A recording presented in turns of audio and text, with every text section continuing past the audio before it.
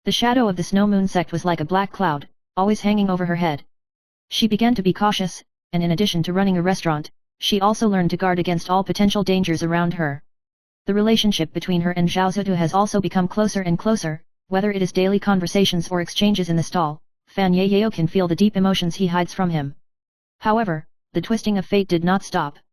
Late one night, when Fan Yayao was preparing tomorrow's dishes, she suddenly heard a quick knock on the door. She hurried to the door and opened it to see that it was the mysterious man. "What are you looking for me?" Fan asked coldly. There was a hint of a smile on the man's face. "Fan Yayao, don't you really plan to know about your life experience? If you continue to hide it, then in the future, your fate will be completely out of your control." He turned to leave, but suddenly stopped. "This is the last warning, your mother's decision will sooner or later lead you into this inescapable whirlpool. You either choose to run away or you choose to face it." Fan Yayao took a deep breath, her heart filled with countless questions. Why did her mother choose to betray the Snow Moon sect? How should she choose?